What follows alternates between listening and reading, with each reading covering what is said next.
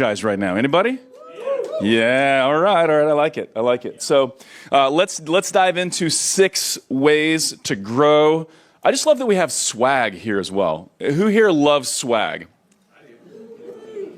Why is that? Why is it that we love swag so much? I don't know what that says about human psychology, but like you give me free socks with a logo on it, I am super jazzed.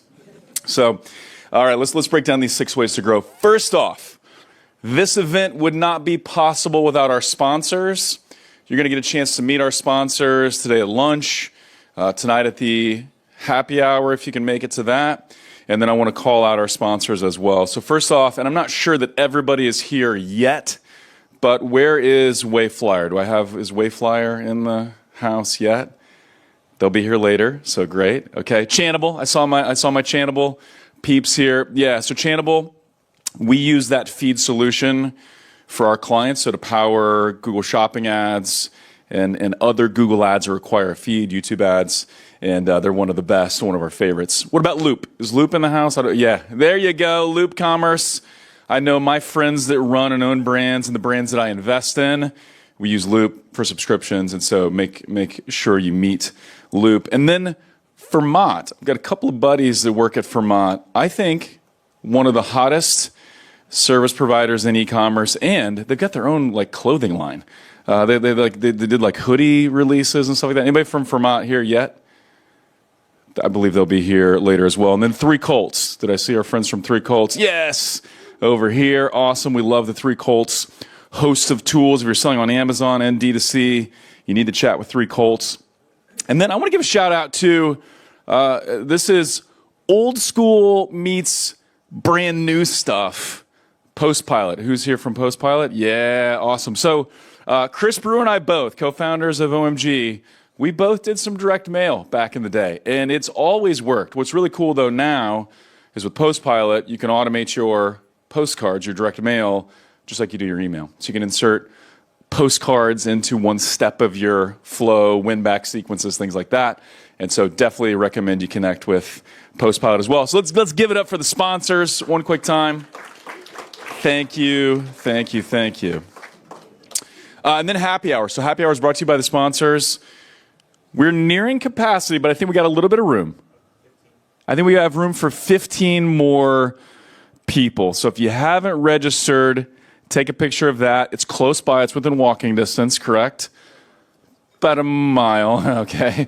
You're going to want to come, though, because this will be an interactive time. I get to hang out, get to meet the people that you didn't get to meet at lunch. So scan that. Register, all free, all taken care of by our sponsors. All right, let's get after it.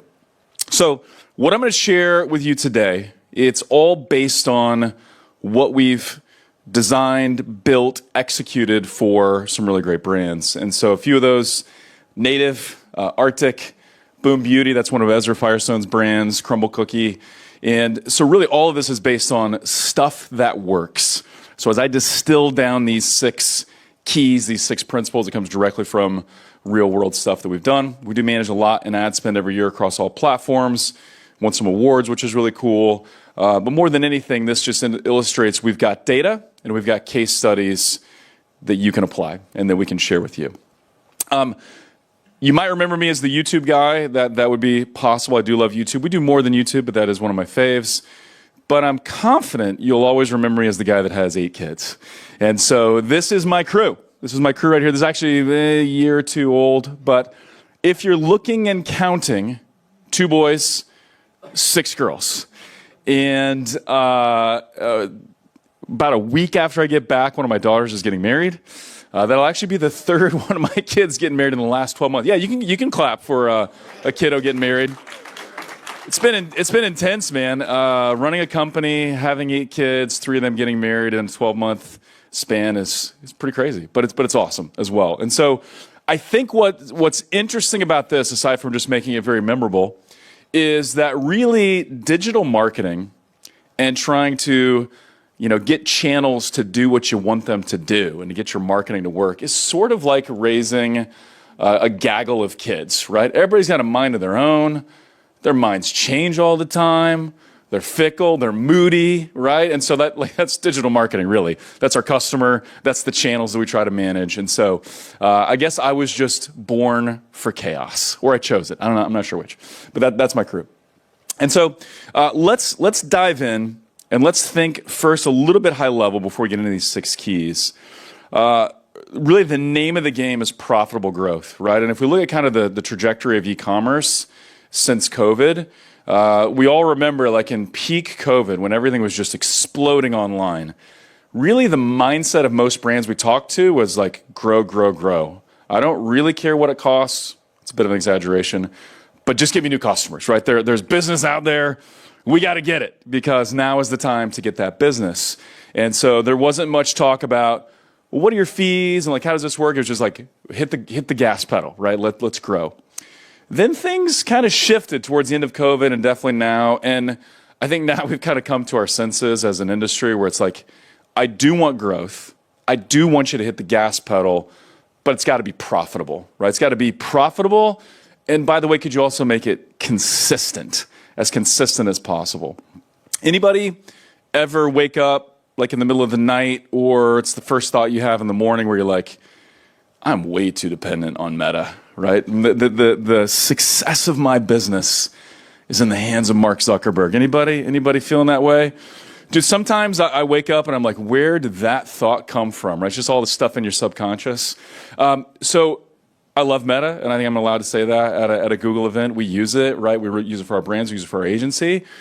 But there's a different level of scale that you unlock with YouTube, but a different level of stability as well.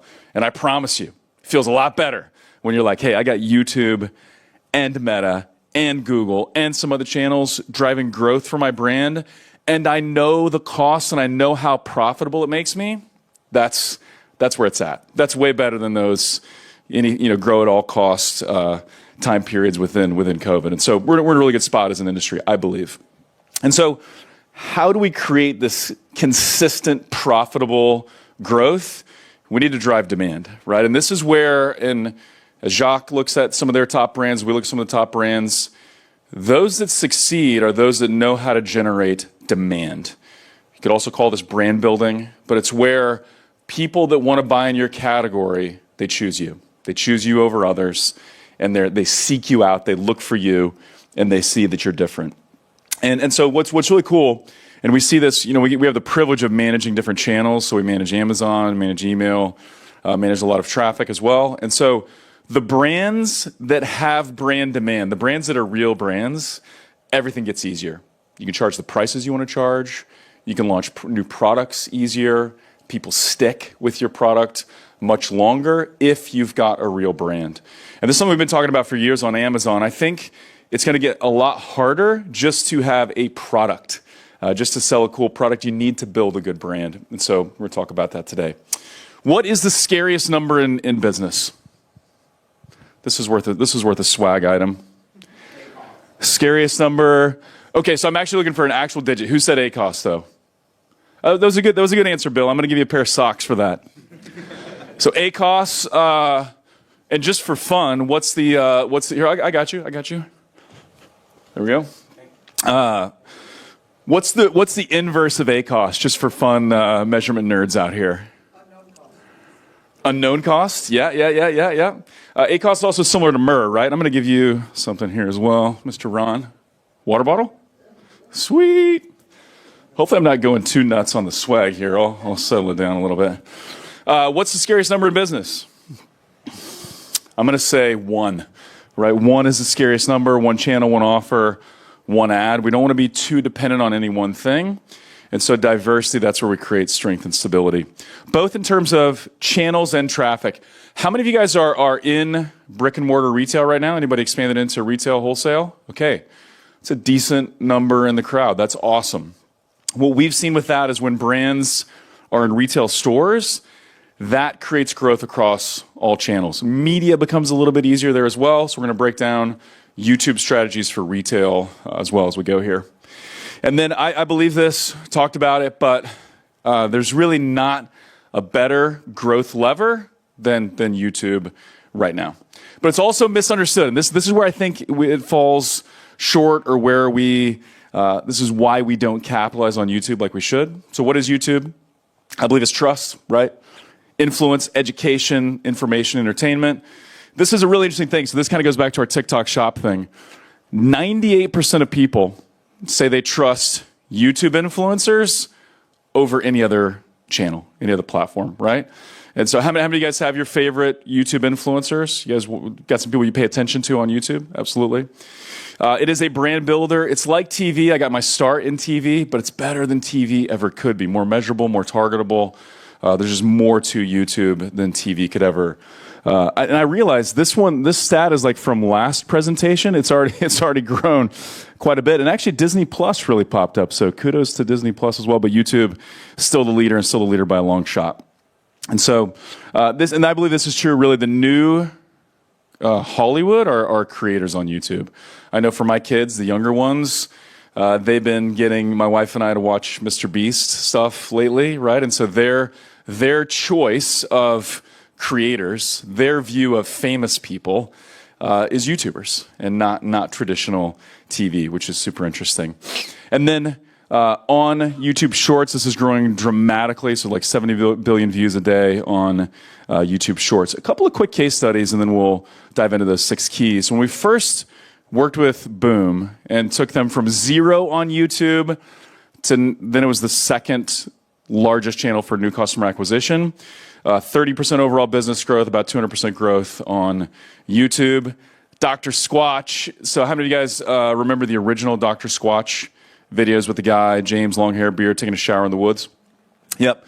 So when you guys started with them, they were doing about $1.5 million to $3 million a year. $3 million a year. So when Raindrop started with them, they were doing $3 million a year.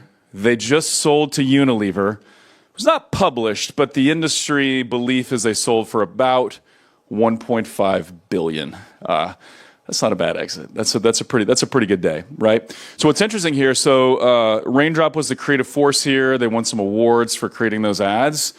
What I didn't learn until later, though, is that the media buyers, the team handling growth at Squatch at that time, they were watching this YouTube course, and they were learning from this YouTube course, how can we unlock growth on YouTube? And it was actually my course. I didn't know it was happening, but it was, so they were consuming that course. That's actually how Jacques and I ended up meeting each other several years ago.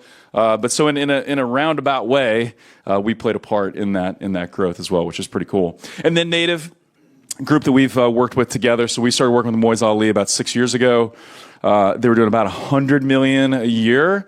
And then, I don't know if you guys saw it, but Moise tweeted maybe 3 or 4 months ago that Native did $1 billion last year. So they did $1 billion in top line on about 20% EBITDA margins. So pretty good day, or pretty good year for Native. We handled all their Google and YouTube and really crafted some YouTube strategies for how to grow in retail. And the Purple Mattress also grew from top of funnel ads, which is pretty exciting. It's a performance multiplier, though. YouTube also makes every other channel better. This is a True Earth. We help them grow and really launch on YouTube. But once we launched YouTube, some really interesting things happened. We saw the branded search grew about 60%. Shopping, so Google Shopping got better, even the non-brand part of Google Shopping. Everything lifted once we got YouTube really cranking for True Earth. And then this is something that I believe with all my heart is that YouTube is very incremental. This is a buzzword right now in marketing, but what is incremental? How can we run ads that will get me customers I wouldn't have gotten anyway, right? If I hadn't done this, I wouldn't have got these customers. And so is YouTube incremental? I think it may be the most incremental channel out there. And so key number 1 leads us right into this. I think we need to obsess over incrementality rather than ROAS. How many of you guys look at ROAS on a daily basis? How many of you guys know like exactly the ROAS you need in every channel? And you're looking at that? Nothing wrong with that, by the way. I think ROAS is a very important tool. It's something we need to pay attention to. We look at it all the time as well. But just know it's only one data point. And in some ways, it's a limited data point. What we also need to look at, and what I would argue is more important than ROAS, is incrementality. What's the true impact of this ad? If I hadn't run this ad, what would have happened? And so let's dig into that just a little bit. So to give you an example, now we run branded ads, and I think there's a place for branded ads, but we all know also if we shut off branded ads, our business wouldn't go to zero, right? We would still generate new customers. There's a lot of strategic reasons to run branded ads, but they're not super incremental, right? TV ads, though, we got some brands that really grow on TV. We can see it across other channels. The brands that depend on TV, when they shut off TV, we see branded search go down on Amazon. We see sales go down on Amazon. We see sales in retail stores go down. So TV ads can be highly, highly incremental. But really, I don't think anything is more incremental than YouTube. And so let's break this down. So this is what we often see. I'm going to break down a study from House Analytics that I think will be really insightful. The real results, the real impact of YouTube is probably about 3.5 times better than what you see in platforms. So let's talk about what that means. Anybody watch this YouTube video? Andrew Ferris. I actually did a follow-up interview with Andrew a few weeks after this talk with Olivia Corey. But Olivia's with House Analytics. And they did the biggest incrementality study, independent incrementality study ever done on YouTube or with YouTube. 74 brands, 190 incrementality tests.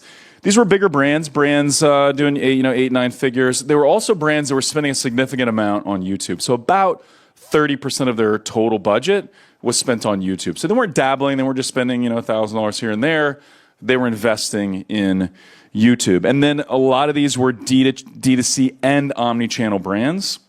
So here's what they found.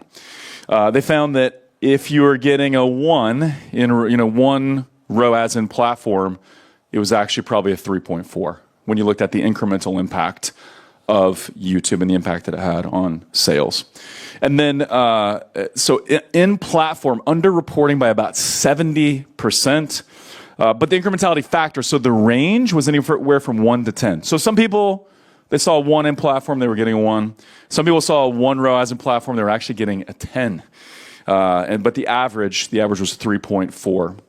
And mostly new customers. So 76% of the customers were new. So why is that? Like, why is there such a discrepancy with in-platform metrics versus what happens when you run an incrementality test? And to not nerd out too much, but to explain kind of how this worked, they did geo holdouts. So 2 similar geos, one's a test, one's a control. They run YouTube in one, they don't run YouTube in another. They measure the impact. They do that across the country. There's a lot of science there. But why is that? Why is in-platform reporting so much lower? There's a few things at play. One, YouTube is not a heavily clicked ad type, right? We're listening to our favorite podcast. We're watching our favorite podcast on YouTube. We're watching a Mr. Beast video. I had to do one of my least favorite things ever about a weekend ago, and that's fix my lawnmower. I try not to, but I had to. Watching a YouTube video there, right? If an ad had popped up, I would have watched it maybe, but I wouldn't have clicked because I was trying to fix my mower. And so you're there for a purpose. Half the click-through rate that Meta has, that's what YouTube looks like. And then now, and we saw the streaming stats, but 50% of all YouTube views are on TV screens. Multiple platforms, multiple logins, but also multiple viewers. So when we watch Mr. Beast videos, there's sometimes like 6 or 8 of us gathered around the TV watching YouTube. That does happen pretty frequently. Doesn't happen on Meta too often, right? But on YouTube, it does. And so it just makes it harder to measure and harder to get a handle on that. So number 2, and this is where I think YouTube really multiplies, is when you're going omni-channel. And at least multi-channel, so when you're D2C plus other channels. And so this is what House Analytics found, is that, hey, if you're just single channel, so just D2C, results are about 3.4 times better. But if you're selling on Amazon, you can add a full point to that. So instead of 3.4 ROAS, it's like a 4.42 ROAS. So again, you're seeing a 1 in platform, total impact, D2C and Amazon is a 4.42, which is pretty insane to think about. Okay. Going to break down the Arctic case study. Do I have any Arctic fans in the house? Arctic coolers, Arctic drinkware. Huge fan. My favorite drinkware, my favorite cooler comes from Arctic. And so we were doing one of these events in LA a year and a half ago or so. Met the team from Arctic. They said, hey, can we use YouTube to grow sales in Walmart? We're now in Walmart's coast to coast. Can we leverage YouTube to grow in Walmart? And I said, yes. That's what we've done for Native and some other brands. And so we crafted some strategies for them. These are the goals, right? Primary goal, number 1, can we raise Walmart sales? We believe we could. Objective number 2, though, it was to create search lift. Can we use YouTube to drive demand and get more people searching for Arctic on Google and on YouTube? Can we drive store visits? Because this is something you can measure with YouTube, driving store visits to major retailers like Target and Walmart and other chains. And then can we drive online sales? So this would be not something we would focus on in our messaging, but some people prefer to buy online, so can we measure that as well? Can we create a little bit of an online lift? And then also, can we see some data in post-purchase surveys? And this is a bit of a hint. I'm going to talk about measurement more later, but you kind of got to do all of those things to measure the real impact, right? Measuring impact now is not as easy as just, let me just open up the ad platform and look at the ROAS. Like, that's only telling you a sliver of what's really going on. And so we had to measure all of these things. Now, this is one of my favorite reports that Google can provide us. It's something that I encourage all of you to do. We do have to work with a Google rep to do this, but contact me or someone else from OMG. We can help make this happen. Has anyone familiar with what a CDI BDI report is? Yeah, Google and OMG team, thumbs up. Yeah. So CDI BDI. So CDI, think about that as category demand or category development. So what's the demand for your category? And then the BDI is what's the demand for your brand. This is all based on Google search behavior. So this is not like survey data. This is Google looking at search patterns across the country. So where in the country does your category have high demand, high and low demand? Where in the country does your brand have high and low demand? And then they create these quadrants, right, of looking at, okay, here's high category, low brand. Here's high category and high brand, and then here's low and low, and you get the picture. And so what we look at here is, okay, this is a look across the country. Where do we have the biggest opportunities for growth? This is really important if you're looking at retail expansion, or you're looking at how can I make different retail stores shine? How can I make my buyers at Walmart happy because I'm increasing sell-through and now they're pumped. They're going to give me better shelf space and end caps and things like that. How can we really leverage this? And so generally speaking, we like to focus on those top 2 quadrants, right? So where in the country is our category smashing it? Everybody wants a wheeled cooler. Everybody's looking for a certain type of drinkware. But our brand under indexes a little bit. So let's lean into that, right? Or where is it high and high? Because we can also take into account that, okay, and Houston is where Arctic is from as an example. So there's high category, high brand demand in Houston. But not everybody in Houston has an Arctic cooler, right? Could we lean into it more and drive more sales? And we found out actually that we could. And so this is something, again, I recommend for each brand. Contact us afterwards and we'll run that for you. And then here's what's cool. Because of the way we structured the creatives, multiple aspect ratios, kind of combining those together, taking one creative concept, getting a 16 by 9, a 9 by 16, and a 1-to-1 or 4 by 5, putting those all together in YouTube, running them, really unlocks some cool things inside of YouTube. And so this isn't always the case. We were able to get under $5 CPMs, right? Still reaching our audience and still reaching those geos we wanted to target. We had a really low CPM. And then this was a key for us. We wanted to get good reach at an effective frequency. We were able to hit a 3.2 frequency across our demos, and it worked well. So let's talk search lift first. So this is something, again, that's not based on surveys. It's based on actual data. One of the clearest signs that your marketing is working is that people are searching for your brand, right? This was a quote from Mark Pritchard from P&G. He's like, hey, the thing we look at with our brands is, are more people seeking us out? And so that's exactly what this does. This is something you can run with Google, a search lift study. So after we did the initial 8-week test for Arctic, we saw a 230% search lift on mobile devices. And then we saw 231% across all of YouTube, which was really impressive. And so drove significant increase in people seeking out Arctic and seeking out those coolers. And then here's kind of a breakdown of our different test cells. Test cell 1, about a 12% average retail sales lift, measurable, confirmed with our data science team. Test cell number 2, about a 14% lift. You can see some call-outs from a couple of key DMAs. And then test cell 3 was a 25% lift. Now, what's interesting, how many of you guys are running streaming ads as well? I know YouTube is streaming, but like other streaming channels? Yes, we got Cody in the back and a couple here. So what's interesting is they did an incrementality test with some streaming options as well, separate DMAs from YouTube. And anybody want to take a guess what the lift was that they saw? So our average was 15 across all test cells. We hit 25% was our high water mark in test cell 3. Anybody want to take a guess at what their incrementality factors was for streaming? What's that? 7%. That's a really good guess. I'm going to give you an OMG Commerce mug. It's the wrong answer, but I'm going to give you an OMG Commerce mug. Just anybody else want to take a guess? 12. No. Good guess. Nope, you're still too high. 0. Who said 0? Yes, sir. All right. So, yes, streaming actually netted them a 0% measurable lift. It was done independently. We didn't do the measurement.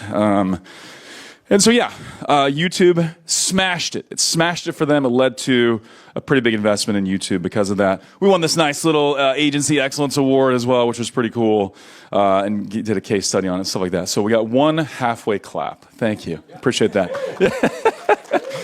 All right. That's fantastic. This is like a regional. This is just kind of fun to share this because my background is with retail stores way back in the day.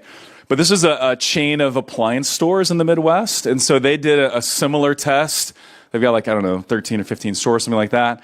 They did a test with a select number of stores running TV ads. They just pulled a little bit of their TV budget. A test with YouTube ads. Pulled a little bit of their TV budget, ran some YouTube ads. 35% lift is what they saw on the stores that they ran YouTube on, which is pretty exciting. Okay, great. So I'm going to actually, this is a good story here that I'll tell really briefly. This was a hair care brand that we took from 0 in spend on YouTube to about $1 million in spend in the first 90 days, hitting their CPO target, cost per order target. This was directly measurable, so we were probably getting more than what we saw. But they had to pause for a brief period of time because of some tracking issues. We were also running their Amazon. When they paused YouTube, we saw their branded search on Amazon fall to half. So we paused YouTube, branded search on Amazon fell to half. So just kind of illustrating that omni-channel, multi-channel influence that YouTube has. Okay, so Jacques' going to be breaking this down as well in just a little bit, but I want to talk about creative because I do believe when most brands fail on YouTube, it's because they don't have the creative strategy nailed. And so that's what we're going to talk about right now. It really comes down to these things. It's going to be a little bit of an oversimplification, but all YouTube ads need these things, right? The hook. You got to hook the right person in the right way, get them excited or at least open to watching the rest of your message, right? The hook is super important. We got to see a product demo as well, right? We've got to see the product demonstrated, either the end result of the product demonstrated or the product in action itself. We've got to see a product demo. We do need a little bit of social proof. This can be done quickly or this can be extended. This can be UGC or it can just be a mention of reviews and things like that, but we need some social proof. We also need to think about what are the reasons someone doesn't buy or what are the reasons someone wouldn't click. If they saw this ad and they're like, I don't know. I don't think so.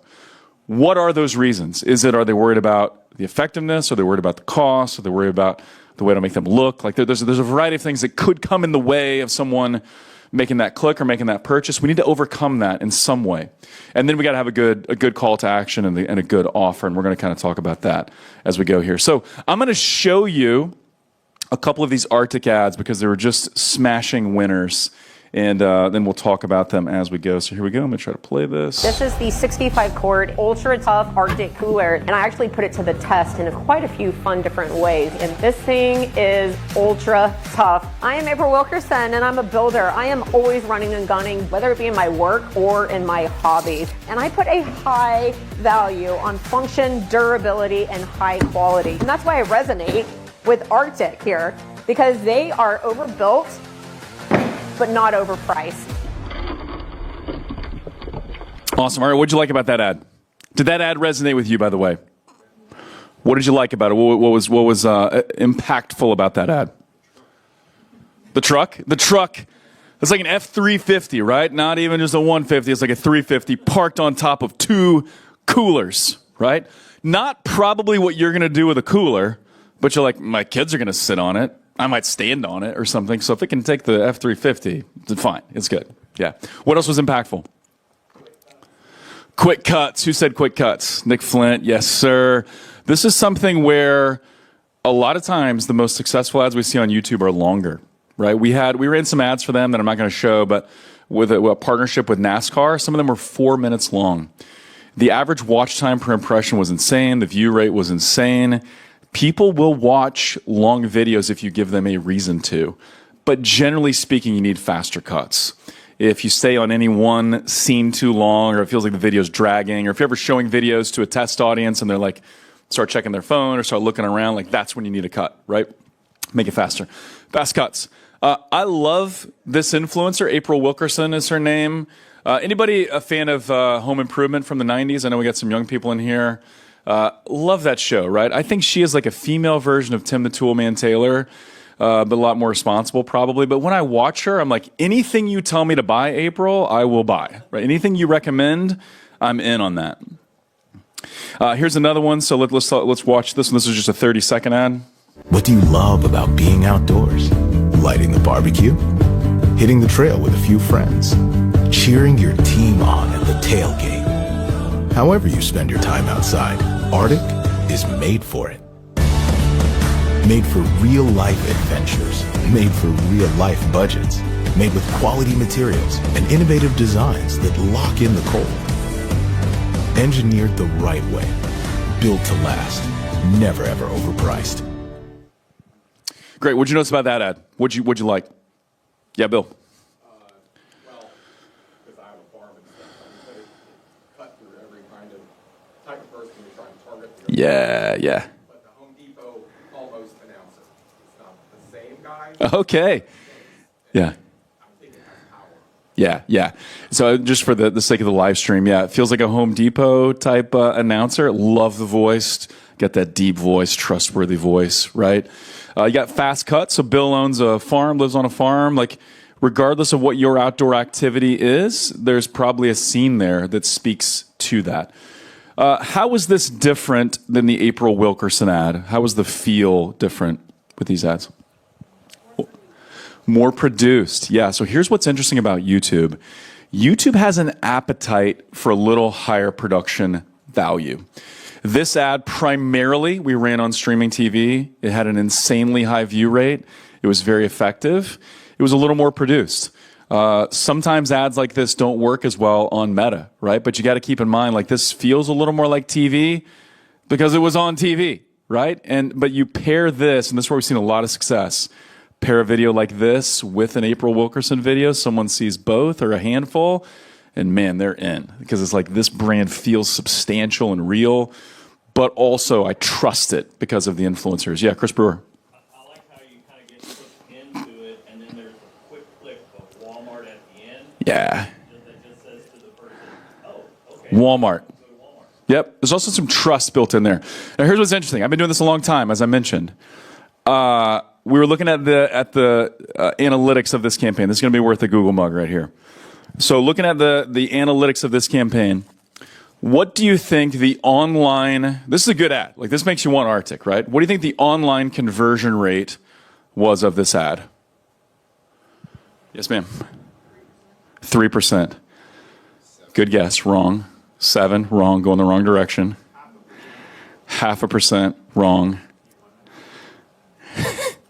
Yeah, these guys it was 0. Here's what's interesting, and here's the point that I'm trying to make. Jacques, I don't think you get a Google mug. Yeah. Here's the point I'm trying to make. Sometimes we forget. What you ask people to do is what they will do. A lot of times you're like, just like CTA, whatever. Like, it's a good ad. They're going to want Arctic. We said available at Walmart. The buttons around it said, find the Walmart store near you. They click the ad, they get a list of stores. Guess what nobody did? Nobody bought online from that ad. Now, we had several others, like the April Wilkerson actually led to sales everywhere. But there were some ads where we leaned into Walmart hard, and nobody bought on. ETA matters. It is a brand video too, yes. But we could also measure, because we can measure store visits, And we can measure micro conversions where like someone watches the ad and clicks to see, hey, give me directions to the store. I think there's some accidental clicks in there, but this ad performed well on some of those micro conversions, store visits, and directions. But it was all about Walmart. Yes, ma'am. Well, in the April video too, it's like very focused on just the piece. Yeah. So it's easier. It's like easier to film. Yeah. So the April works is all about durability. Like you look at that and you think, I don't think I've ever seen a cooler like that, and I'm gonna need to buy it, right? I'm just gonna play part of this ad. This is another influencer, but we ran this alongside some of the others. Let's play If the you're beginning. looking for a wheeled cooler, this is the Arctic 52-quart ultralight wheeled cooler. I hauled it on a deck, I hauled it downstairs, upstairs, grass, gravel, sandy road, mud puddles, the whole bit. And I gotta say, it is pretty darn tough. There are some really nice touches and additional features to this Arctic ultralight wheeled cooler that you don't find on some of those other wheeled coolers. The other thing I like about this is that it's a reasonable price. Now, it's not a So it kind of gives you an idea where, hey, it's showing, again, we're just beating the hell out of this thing, but it looks amazing. It's 40% less than the competition. You can see how they had some vertical footage, and they made it work on a large screen, made it work on TV by just adding graphics and things to either side, and it just worked. Now, I'm actually, for sake of time, I'm going to skip. Would you be offended if I skipped the Live Bearded ad? Let me just show you I'll show you the beginning. We got a Live Bearded representative here. Would everyone please look at Red's beard for just 1 second? Look at that thing. Beard product. Let's give a hand to Red and his beard. I will play the first part of this Live Beard ad. This ad smashed for a long time on YouTube. Check this out. If you have a beard, you have to get our sample pack and try 24 different products for only $10. Here's the deal. We know buying grooming products online sucks. It's a pain in the ass to find products and fragrances you actually like. Trust me, we get it, which is exactly why we created our sample pack. We want to make it as easy on you as possible to find the best beard products for you. Our sample pack has a single-use serving of our beard oil, butter, wash, and conditioner in 6 different fragrances. That's 24 different products for only $10. Plus, when you grab a sample pack today, we'll toss in a free gift just for giving us a try. And on top... All right, so what was powerful about that ad? What'd you notice about the hook? Authenticity, yeah. Value driven, right? So, but the hook was, if you have a beard, check this out, right? One of the beautiful parts about YouTube is it's not actually a bad thing if someone who's not in your target audience skips, because this is TrueView. And if someone skips before a certain point, you're actually not charged for that impression, right? So this was a hook that was speaking directly to the end customer. If you have a beard, check this out, right? Then it was just an irresistible offer. $10 sample pack plus a free gift and a $10 gift card. Like it's impossible to say no. There were some upsells on the back end that actually got that AOV up quite a bit, but it just worked really well. I'm going to skip this ad, but the point I want to make here is that one of the things you can do is take your best social ads and convert them to work on TV by adding graphics to one side or the other. So this was all UGC, that was all portrait or vertical. Then we just added product images, some product animation, some other product stuff on either side. And this now became a very compelling ad that could run on TV or on desktop in a landscape format. Hi. My buddy Sean Frank at The Ridge, so they did this too. I saw this on TV and I took a picture of it. I was like, hey, look at that, it's on TV. But again, vertical video content, powerful graphics and animation to the side. That's one of the keys to unlocking growth on TV screens. Now, I love this ad. So again, worked with Native for a number of years. Raindrop has as well. This is where they took some of their best influencer content. This is one of my favorite formats to run on YouTube, but check out this video.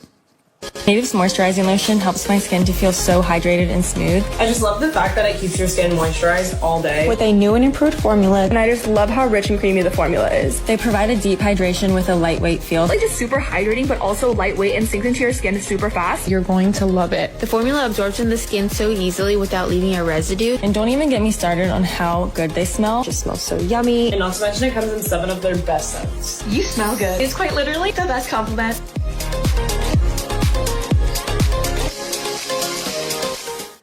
So they took some of their best performing social ads across TikTok and Instagram. They strung it together in a narrative, right? What's the story we want to tell with these influencer pieces of content? Let's do fast edits, fast cuts, 3 actual vertical segments of the screen. And again, this ad was a big-time winner. This is kind of what it looked like vertically. I'm not going to play it for sake of time, but it also worked very, very well. So here's some of the creative considerations. For ads where we're trying to drive a measurable conversion lift, we often run 60s to 3-minute long videos. Here's what's kind of crazy about YouTube. If anybody is familiar with TV or radio or traditional media, you can buy a 30-second ad, you can buy a 15, or you can buy a 60, right? And a 60 is twice the cost of a 30, right? A 30 is twice the cost of a 15. That's not how it works on YouTube, right? YouTube rewards you if someone decides to watch the video. So if you just look purely at the CPMs, sometimes you don't pay that much of a difference for a 60 or a 90 or a 2-minute video than you do a shorter video if it's got a really high watch time. And so pay attention to that. You can use kind of the raw social ads for shorts. We found, hey, if you've got a winner on TikTok, on Instagram Reels, you can port that directly over to shorts. We have found production value and authenticity together really work. And then you at least need these 2 aspect ratios, 9:16 for shorts and non-mobile shorts, and then 16:9 for TV and desktop. And then this is where I believe we really shine as an agency, but what you need as a brand is a creative feedback loop. So YouTube is not as creative hungry as Meta or other platforms, but you do need to iterate on your creative. So we need to run the ads, see what's working, see what the data is telling us, and feed that back to our creative team. And so these are some of the things we look at. So is it the hook we need to redesign or rethink? Is it the new product demo? Is it the offer? So here's what we kind of look at. View rate, often this is the #1 determining factor of if this ad is going to work, if this ad is going to play out. And so if the view rate is low, below average for your brand, below average across your industry, then likely you need a new hook, or maybe the audience targeting needs a little tweaking. If you're not getting the clicks, so if people are not clicking through, it's usually one of 2 things. Either you're not asking them to click, so the CTA is not strong enough, powerful enough, or there's something left unanswered. They watch it and they're like, I don't know. I don't know about that, right? And so you need a better product demo to win them over and influence and encourage that click. And then if you got low CTRs and low conversion rate, that's often the offer and potentially the landing page. Okay? Key number 4, leverage the best of paid social. You can port your direct, TikTok videos directly over to Shorts, which is awesome. I'm going to play this very brief ad that we ran on Shorts for Arctic that worked quite well.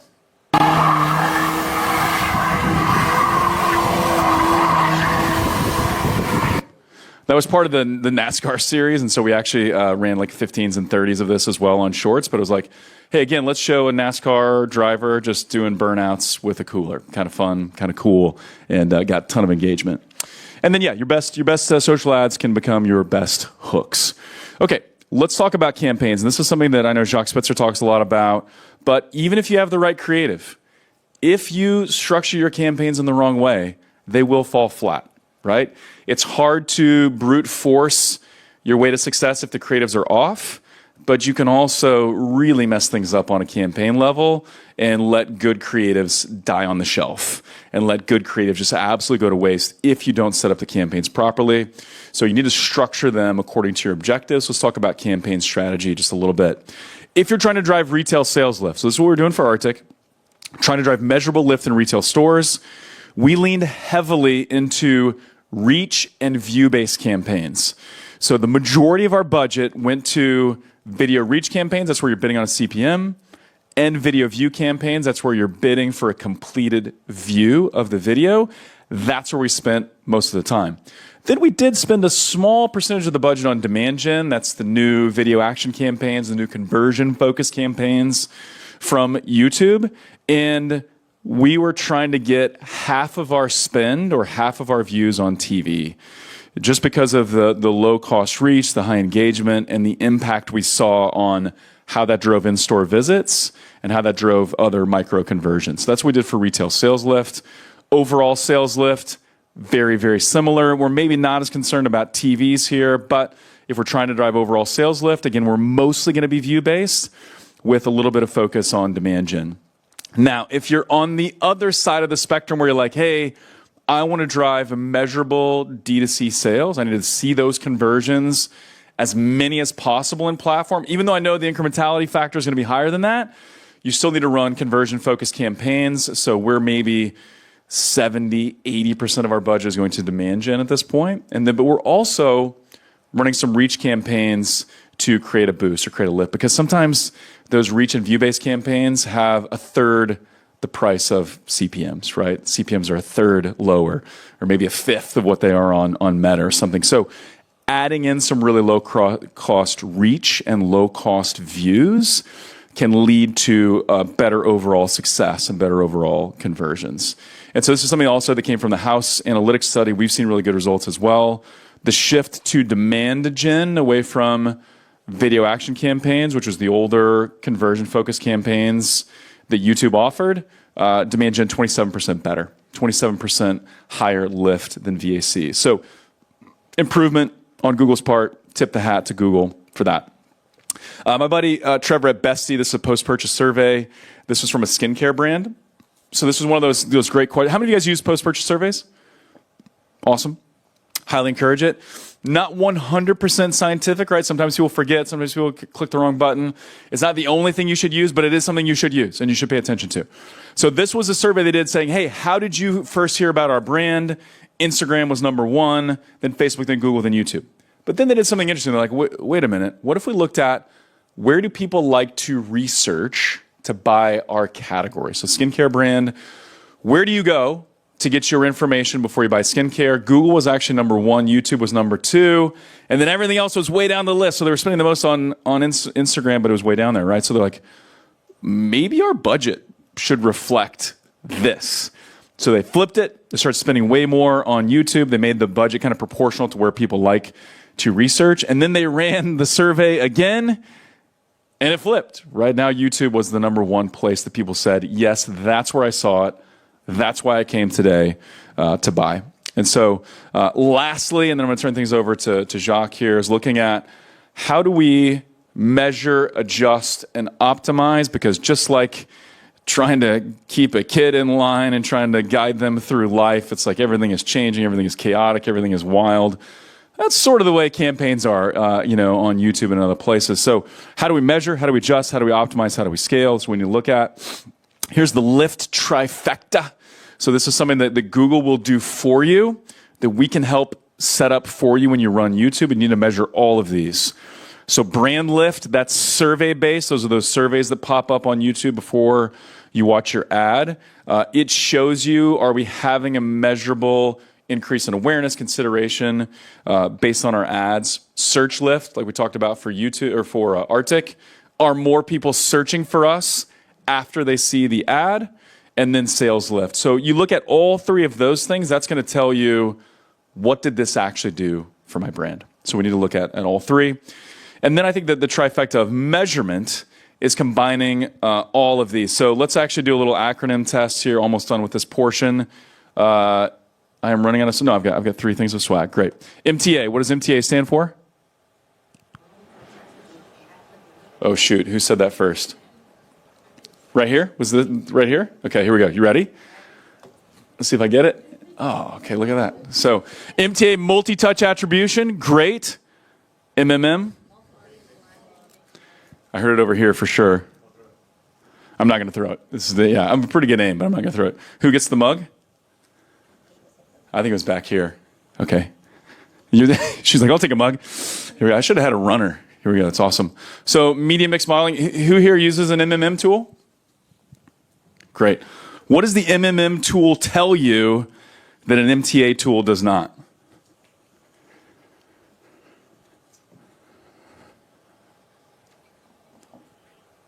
So MTA is more like channel specific to video, and then also considers like stores and anything outside. Right. So MMM is going to look at maybe your total sales. It's going to look a little higher level. Like, what of our channels is really moving the needle in terms of sales? Where MTA is like click-based, and it's looking at conversion paths and looking at them.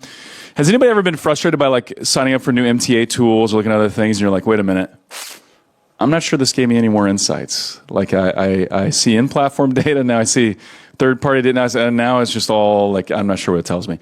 It's valuable. We love MTA tools, but I believe you need an MMM tool as well. And the MMM tool can help inform your MTA to make it better. And then finally, incrementality. Anybody using an incrementality tool or incrementality service? These are probably the least approachable, probably the most expensive. What's cool is now Google offers incrementality testing in platform. So you can do geo holdouts. That's what we did with Arctic. That's what House Analytics did for that big study that I referenced. But you can also do user holdouts. And that's what Google does. And they make this a part of your campaign where they measure, hey, this is an audience that could have seen your ad. They fit all the criteria to be served the ad, but they didn't see it. Here's that same type of group, but they did see the ad. What's the difference in behavior? It's called a conversion lift study. It's a way to run incrementality, kind of get your feet wet, get you into it without dropping some major expenses. But in my opinion, you got to look at all of these, right? If you're only looking at an in-platform, if you're only looking at a third-party MTA tool, it's going to tell you only part of the picture, right? You got to combine all three of these when they're all working together in concert. First of all, it's not easy. It's just not easy to do. But when they are working together, you see bigger impact and bigger results. And so that's going to do it for me. We would love to chat with you. So there are different ways we can help. One of the first ways that I would recommend is let's do a YouTube readiness strategic review, right? Let's look at your brand. Let's look at your creatives. Let's look at what's working across other platforms. And let's say, how do we translate this into success on YouTube? So a couple things you can do: grab somebody in an OMG shirt, myself, my business partner, Chris. Chris, you want to raise your hand just so everybody sees you that doesn't know you. Talk to us afterwards. We want to look at how can we make YouTube work for your brand. And listen, you may not be ready yet, or you may have a few things you need to get done first. We'll tell you that. We'll show you that and what you need to work on before you're ready for YouTube. But also, you may need to look at, okay, how can these other channels also support me? And how can YouTube help in those ways? Go to omgcommerce.com, fill out that Let's Talk form. Let's chat there. You can also email me directly. And then also something I want to do is, if you have questions, which I'm sure you do, go ahead and submit them with this form. We'll be live Q&A in just a minute after Jacques' done. But also, if you're like, man, I want to capture this question because if I don't, I might lose it, fill out your question there. We'll address it. We'll have Ezra address it later this afternoon, and we'll go from there. So with that, we're going to keep getting after it. We're just getting started. But now we're going to turn things over to Jacques Spitzer. So here we go. And let's just do the awkward thing of, hey, let's